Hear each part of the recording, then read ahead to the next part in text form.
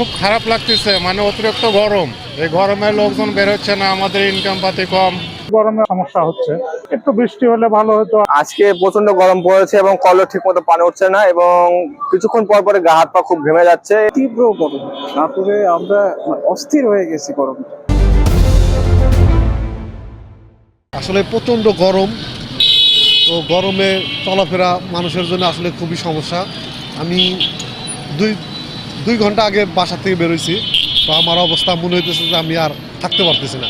এত তাপমাত্রা আমরা দেখিনি। বর্তমানে যে তাপমাত্রা হচ্ছে এটা অসহনীয়, কিন্তু জীবন জীবিকার জন্য আমাদের তো ঘর থেকে বের হতেই হবে। এই গরমে অবশ্যই আমাদের সমস্যা হচ্ছে, একটু বৃষ্টি হলে ভালো হতো, আবহাওয়াটা ঠান্ডা হলে ভালো লাগতো।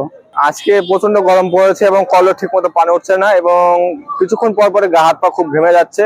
মুখে হাত একটু পর পর এসে হাত মুখ ধুচ্ছি আমরা এই গরমের কারণে।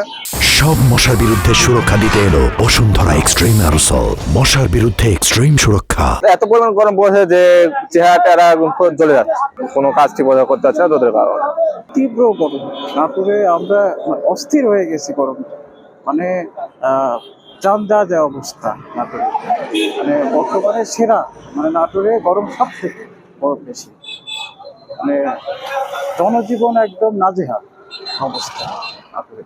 বর্তমান পরিস্থিতি নাটোরে গরমে মানুষের জীবন একদম অচল হয়ে গেছে। বেশ কিছুদিন হলো শহরে অনেক গরম, হ্যাঁ, রিক্সাওয়ালারে ভাড়া মারতে অনেক সমস্যা হচ্ছে, রোদের প্রচুর তাপ, হ্যাঁ, লোকজন বের হতে পারছে না, ভাড়া বুড়া কম। আমার এই সংসারের অবস্থা খুব খারাপ, হ্যাঁ, তে আমরা চলবো কিভাবে? আমার ভাড়া একবারে প্রচুর কম। এই রোদের জন্য আমার অনেক সমস্যা হচ্ছে, শোলটোল ঘেমে যাচ্ছে, মানুষ অস্থিরতা বিরাজ করছে। রোডটা তো খুব খারাপ লাগতেছে, মানে অতিরিক্ত গরম। এই গরমে লোকজন বের হচ্ছে না, আমাদের ইনকাম পাতি কম, ভাড়া কম, মানে চলতে কষ্ট হচ্ছে। রোদে তাপমাত্রা বেশি, অস্থিরতা লাগতেছে।